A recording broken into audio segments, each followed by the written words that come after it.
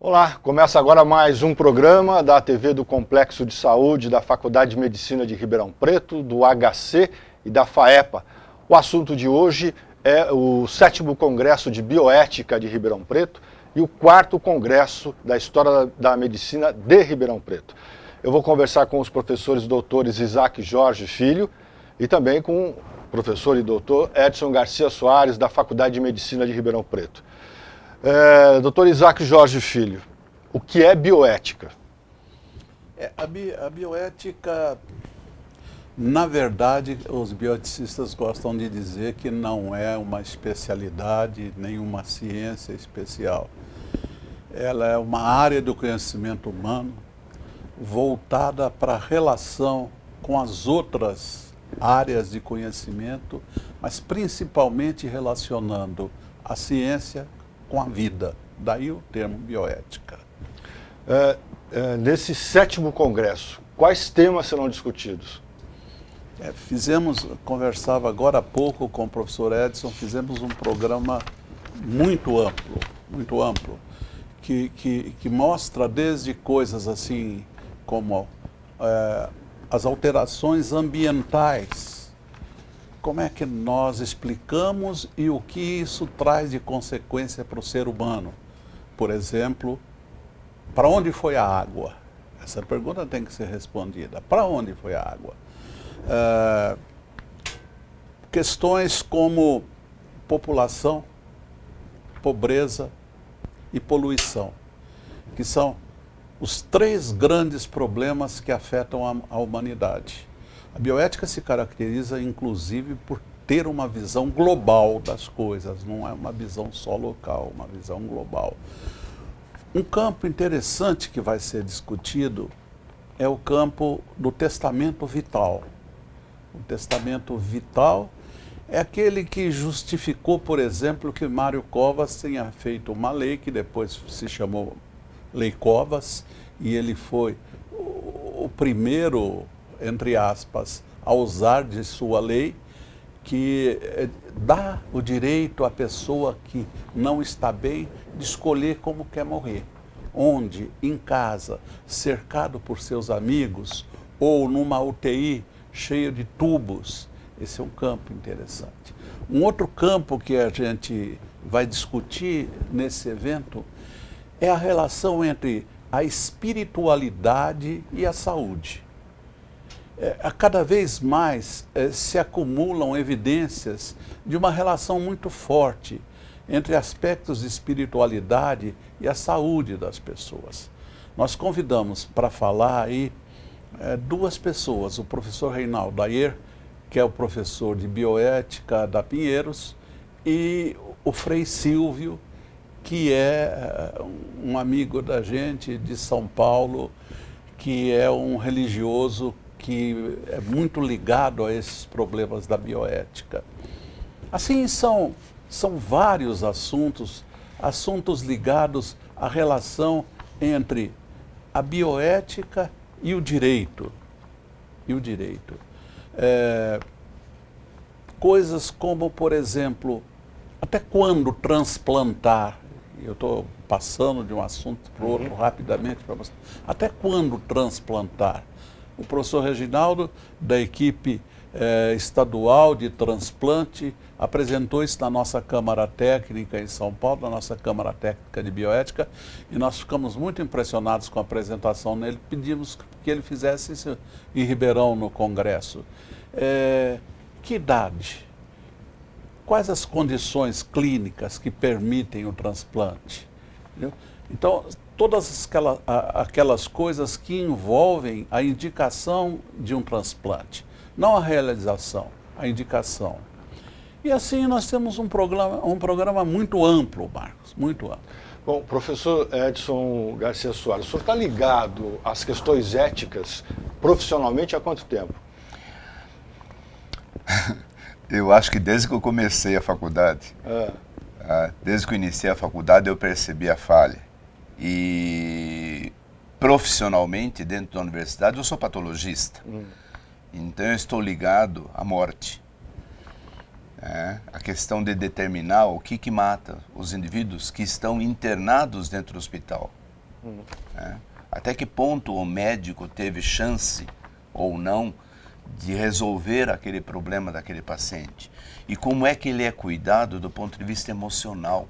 Como que se cuida do ponto de vista emocional da família daquele paciente que veio para mim, veio parar na patologia?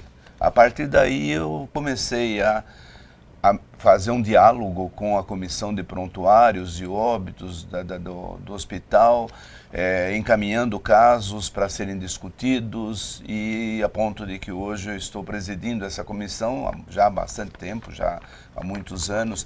Então, dentro desse padrão ético e da Comissão de Ética Médica também, que eu estou na Comissão de Ética Médica há mais de 15 anos, fui presidente durante vários anos, hoje continuo como secretário da comissão, e nós discutimos exatamente esses aspectos.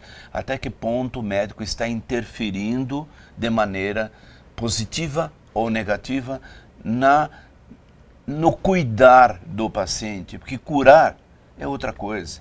Curar nem sempre é possível, mas pelo menos o cuidar é obrigatório. Professor, eu contei aí, se não estiver errado, são 24 temas. O senhor está falando de cuidar do paciente. Se vai resolver o problema é uma outra questão, mas cuidar. Esse evento, que importância tem para a população?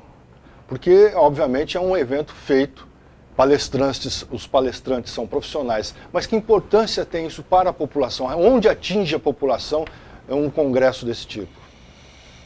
Eu acho que principalmente porque houve uma mudança de filosofia de trabalho do Conselho Federal de Medicina, vamos falar assim, Dr. Isaac, que está lá há muito tempo, quando se criou o novo Código de Ética Médica, em que coisas que a população ainda não sabe adequadamente, que da autonomia do paciente, que foi retirado do Código de Ética a questão do paternalismo, do médico decidir o que vai fazer com o paciente. Ele tem que dialogar com o paciente, com a família do paciente, que é uma coisa que o médico tem dificuldade em aprender, essa questão do diálogo, para determinar o que é melhor ou não, independente se vai haver a cura ou não daquele processo que o paciente está passando. Então, se a família, se as pessoas da população entenderem que houve uma mudança de filosofia, mudando inclusive o próprio Código de Ética médico, falando em cuidados paliativos, que foi uma coisa forte dentro dos códigos, que aliás o professor Reinaldo Ayer é um professor que tem trabalhado isso, e ele tem trabalhado com isso em São Paulo, na Faculdade de Medicina da USP em São Paulo. Nós estivemos juntos em várias circunstâncias em que isso está sendo discutido de uma maneira a que a população tome consciência. Agora, não é só a população, não. Eu, como professor na Faculdade de Medicina, eu tenho que passar para os meus alunos essa nova conduta, essa nova postura do médico. O médico ser uma pessoa que está junto com o paciente. Então, o importante não é a doença, é o doente. O senhor está falando aí, eu vou pedir rapidez nas respostas em razão do tempo. Por que o médico tem dificuldade de fazer isso que o senhor falou que ele tem que fazer? Não sei, talvez seja até uma coisa eu acho que o professor Isaac pode até falar melhor. Professor Isaac, então, por quê? Na verdade, é uma questão de formação. A nossa formação médica é absolutamente cartesiana. Quer dizer, quando você coloca a formação de um médico, ela se baseia num tripé. O tripé é conhecimento, habilidade e atitude. Conhecimento e habilidade, as escolas médicas todas estão preocupadas com isso. Atitude ninguém está. E a atitude é ética, ela é bioética. Na realidade, isso não é visto. Porque hoje nós estamos preocupados no Conselho de Medicina e na Câmara de Bioética em tentar levar a bioética para a escola pública fundamental.